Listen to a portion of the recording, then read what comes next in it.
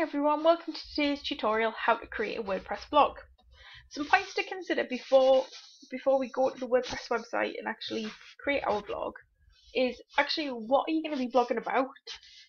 There is loads and loads and loads of different blogs out there. You can find them on a variety of different topics. Some are very subject specific, so might look at things like health and fitness, might look at cars, cats, Batman versus Superman, you name it, there is probably going to be a very specific blog on that topic. You can also get very kind of mixed blogs that will talk about a wide variety of things. So these are your lifestyle blogs. So this could be somebody keeping more of an informal journal about themselves, and it might be a mixture of where they've been, what they've done. It might incorporate handy hints and tips or exercise regimes, recipes, tutorials that they've completed, shops that they've found particularly good.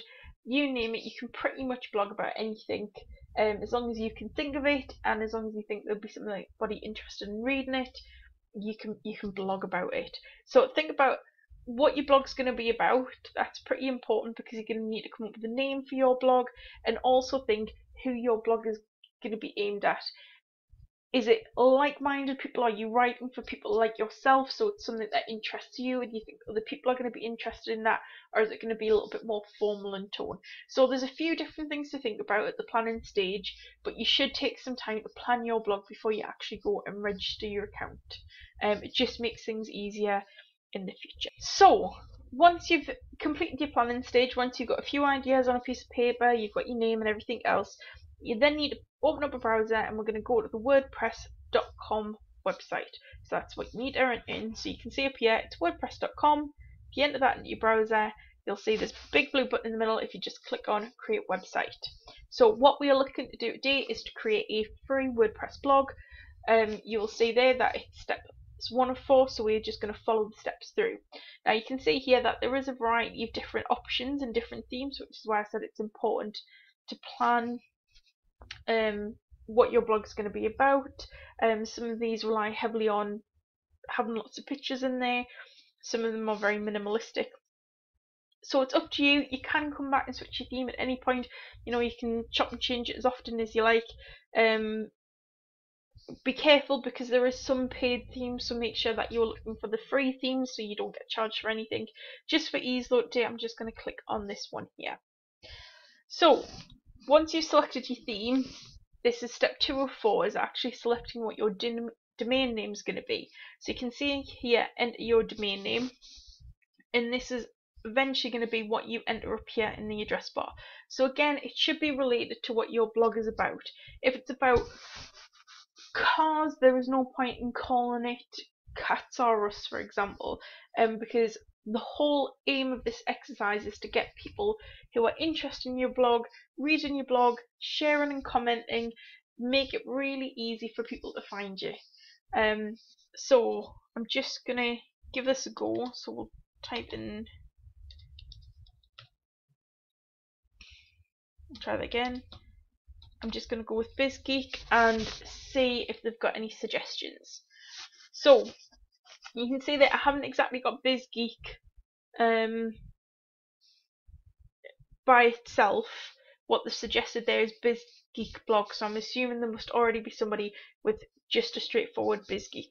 I'm just going to add on a number on the end. Just, you can see there that now it's got BizGeek 15, so that one is actually available. So if it isn't available, they will make a suggestion for as close as possible. So we're just going to go with that BizGeek 15 one. And you can see there where it says free, we're just going to select that option there. So we're now on to step 3 of 4, and if I just scroll down, this option is the free option, so we're just going to go select free plan. At this stage, you need to enter some account information. So to properly create your account, you are going to have to enter an email address. You're going to need to choose a username and choose a password. Now it's up to you. You could use an existing email address, or if you want to create a new email address, it's pretty straightforward and pretty quick to do that. It took me about 5 minutes to create a new Yahoo account. as long as you've got a valid email address, just pop that in. So once you've entered that information and you've clicked create my account, you'll then get a message here that says please verify your email address. So if you just pop across to your emails, you should have an email from WordPress. Just click on that email and just follow the information on screen. So once your email is verified, you'll have the screen in front of you. So it'll say email verified. We can just get rid of that green message there. And this here then is really your kind of dashboard, your hub for your site. So you can see there that I've got the BizGeek 15. You can add other WordPress sites onto there. So if you wanted to have more than one blog, you could add a new blog there. Now in the middle it says you haven't published any posts yet. So you can see that this is a blog post. Now there's a couple of different options. You've got blog posts and you've got pages. Pages is where you can, just like a website, add additional pages in. So already as a default option, when you create a WordPress site, there is an about page. You should go onto the about page and change the information on there so that it is specific to your blog. So whatever your blog is about, there should be a summary of what information you're going to include in your blog. It could be a little introduction to who you are, it could be a little introduction to the topic. It's entirely up to you. It's your blog. It should be about what you are doing. Once you've changed that information, just click update in the corner and it will publish that for you. But for now I'm just going to go back to my site and we're going to talk about blog posts. So blog posts is what you are going to be using to create new features on your actual blog. So anytime you want to write something that you are going to share with the whole world, you are going to go to blog posts and you're going to go add. So we'll just go start a post to get you started. You'll see here that you can add a title, you can add in media, you've got some formatting options there. Before you press publish, it's just worth pointing out a couple of things. So we've got tags and categories. Now tags and categories are going to help people find you, and this is really important because don't forget the aim of blogging is to get as many views as possible. That is what we are attempting to do. So you need to help people find you by creating these easy forms of searching for you. So for example, if you have written a blog that is all about, I don't know, cats. I know I keep talking about cats, but if it is a blog that's about cats, that is what your tag should be. So if you have written about different dietary requirements for cats, those are the kind of tags that you would have in there. So you would have cats, you would have cats diets, pet food, tips, those kind of very specific words related to the content of your blog post. Categories are really a way of grouping your blog posts together. So if you are writing a variety of different blog posts, so you might have some that are about, so if we're looking at a business blog for example, you might have some that are about marketing, you might have a marketing category. If you're writing blog posts about human resources, you might have a category that says human resources. So categories are what is going to group your posts together.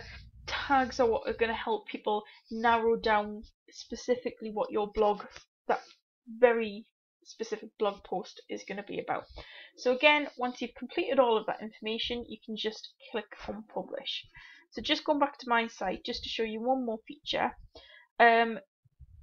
This is something that's really useful and it's great because even on a free site you are going to get all of this information for free. So you can see if you click on stats, you've got a few different options across the top. Now Insights is going to give you an overview of exactly who's looking at your blog and kind of which day is the best day, what time's the best time to post. That information is going to change the more people that engage. So the more people that you get liking, sharing, commenting, that information will start to adjust this insight on here, because it's got Tuesday 8 AM, but that might not actually be the best time based on how people respond to your blog. So it's important to keep a check on that. We can look at the data by days, weeks, months and years, and that's something that we might look at in a little bit more detail in the future.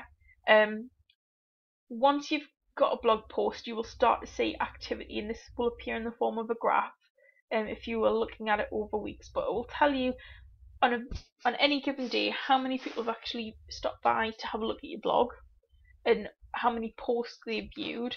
So you might have one visitor, but if you've got 6 blog posts, they might have looked at 6 blog posts. It will tell you how many likes you've received in a particular day, and it will also tell you if anybody has commented on that. It will give you additional information like the countries those views have come from. So there's quite a lot of information that you are going to get for free about your blog. So that's it. Really simple, really straightforward. It is a 4-step process to actually getting your account set up. Once you've done that, you can just start blogging. Just one quick thing before I go, some key points to remember. Your blog is public domain. This means anyone can see it and comment on it. So make sure that you are being professional in your tone and language, so no swearing. Make sure that you proofread it. Any information you use in your blog must be correct and it should be sourced, so no copying and pasting from other places. You can quote, you can reblog. If you're not sure, it's always best to check first. And the aim of this task, so the aim of blogging, is to get lots of page views and to get people following the blog. So make it entertaining, make it engaging, make it interesting. Find out exactly what people want. If it doesn't work, try something else. Thanks for listening.